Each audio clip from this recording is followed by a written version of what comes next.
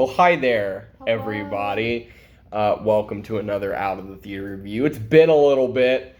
We have been so ridiculously busy. Our release schedule is out the window at this point. We're just going to make stuff when we want to make stuff. We work full time. We're in school. We do the whole thing. But we do have time sometimes to go to the movies, which we did just now, this evening. We are just out of the theater for Ryan Coogler's Sinners. I'm, of course, joined by the Michael B. Jordan of my Michael B. Jordan. That's an interesting conversation to figure out which of those twins we are.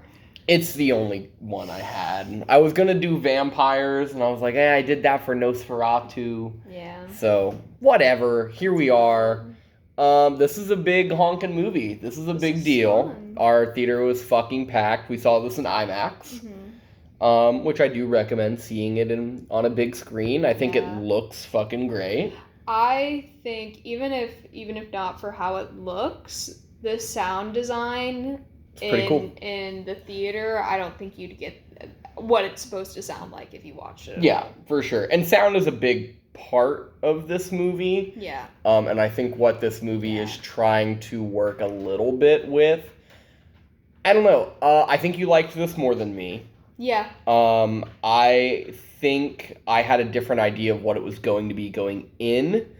And I told you as soon as we walked out, it's a little too cute for me. Yeah. A little too cute. I wanted it to be a little bit more... Which, don't go into this movie thinking it's cute.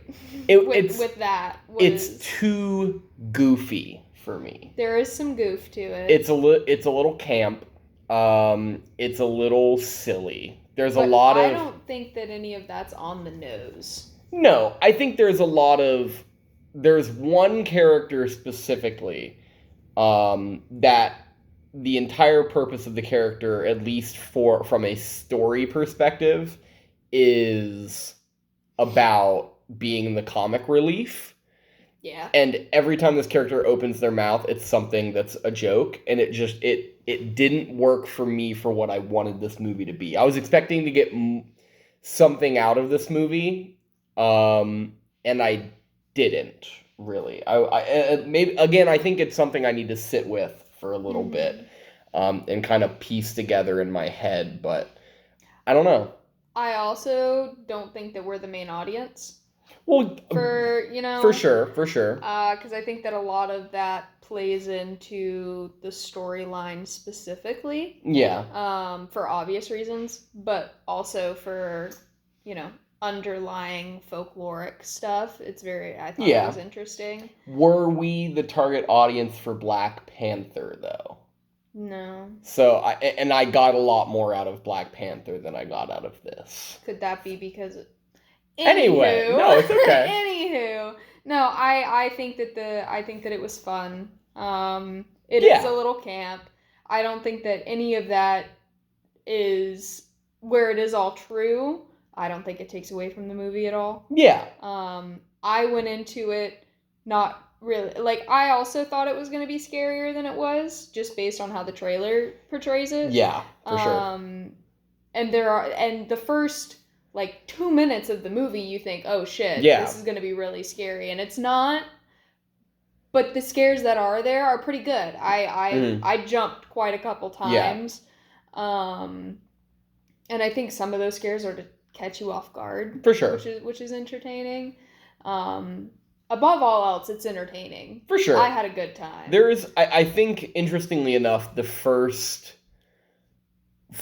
50 minutes... The first 45 minutes are the strongest when we kind of meet these characters and learn the characters and what they're all dealing with and working through, and the different kind of outside of the primary struggles that they may be going through, the sort of tertiary day-to-day non-systemic problems that they're going through are interesting, and they're interesting characters to learn in that way. But once the deal is kind of, hey, by the way, here's the vampires, it really suffers from a soggy middle. Yeah. Where we're kind of just, there's like a 20-minute period where it's just like we're waiting for the sun to come up. Yeah. and then the rest of the movie happens, and it's, I don't know, once it really gets rolling, it's very similar to, weird comparison to make, Immaculate, where the first, 40 minutes of that movie are really interesting, and you're, really trying to piece it together, and then it tells you, hey, this is what's going on, and you're like, oh, okay, got it.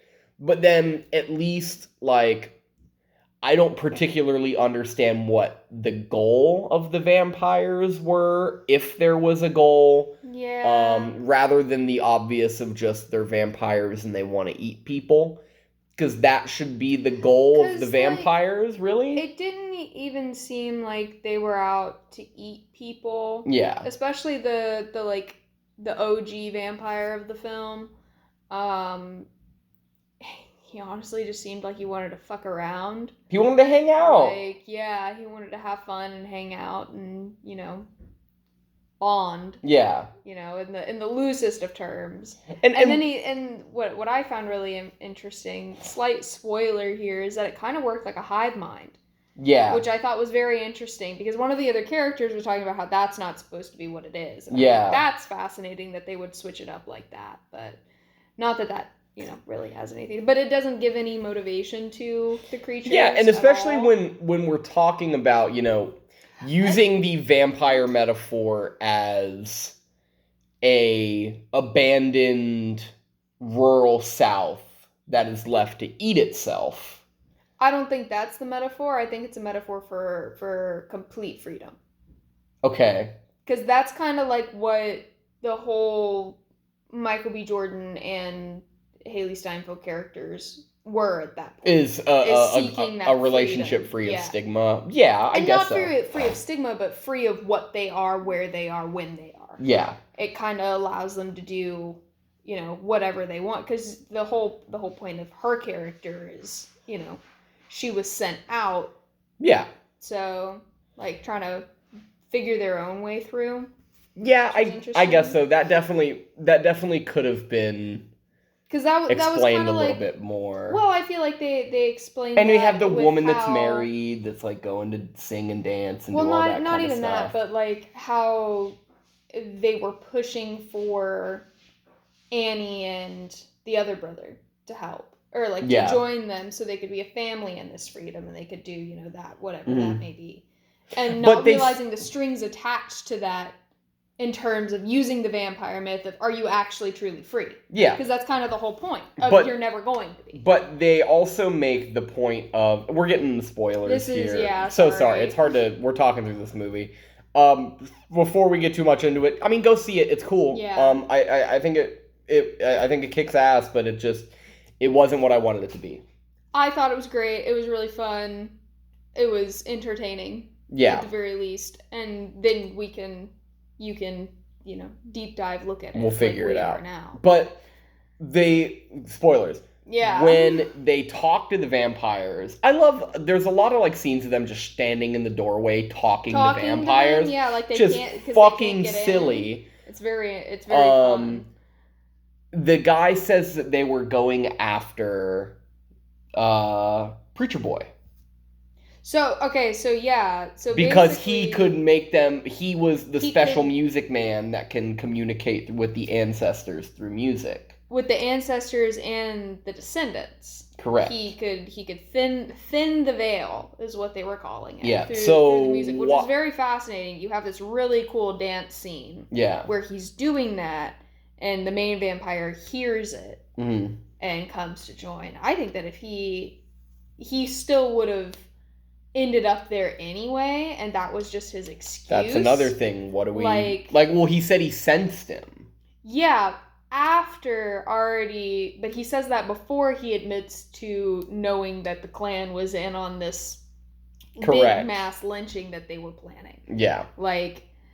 So I think that the convenience of him stumbling upon those two individuals, making them vampires, figuring out what they were doing, and then maybe he had different motivations on his way there, and then heard Sammy. Yeah. And then because it seemed like the vampires could see between the veil. Yeah. And how they were describing that, which was very interesting. There's a lot of cool vampire lore, but there's also a lot of shit vampire lore. There is a much better movie happening inside of this movie, which is whatever is going on in with that vampire's head. Well, no, I was gonna say our American Indian vampire. Oh my god, group. Yeah! What is way going on cooler with them? movie. I'm way more interested in whatever that movie is. Yeah, I'm very. And I guess we're getting 6 more of these fucking things, so maybe we'll find out. Yeah. But yeah, I think I'll piece it together a little bit more in the next couple days, and you know what? Follow us on Letterboxd, and you'll see my review possibly change. I haven't put a review up yet, but I will. So follow us on Letterboxd at Wolfman_BE_pro. At NikkiBrew11. There it is. I don't update much. I do a mass update. Yeah. Speaking of mass update, we're going to the movies next week. Yes. And we will do another one of these for it. Why the fuck not? Exciting. These are the east thing for us to make. The podcasts take a lot of time and a lot of research and a lot of stuff. So while we are doing homework and working a bunch and doing all that kind of stuff, these are our easiest way to get and see your lovely, beautiful faces. We're going to see Thunderbolts next week, Thursday preview night. So we'll have a Thunderbolts episode out, hopefully here in the next week or so. And maybe potentially The Accountant Squared. Maybe The Accountant Squared, where I buy that Airstream popcorn bucket. The Airstream popcorn bucket looks super rad. So that's out. Maybe Until Dawn. Dawn. With a little motorbike? I hope it comes with a little autistic Ben Affleck. That movie shouldn't exist. Fuck that movie. Anyway, until next time, I have been, yeah. If I were green, I would die. Because it's the blues music. Mwah!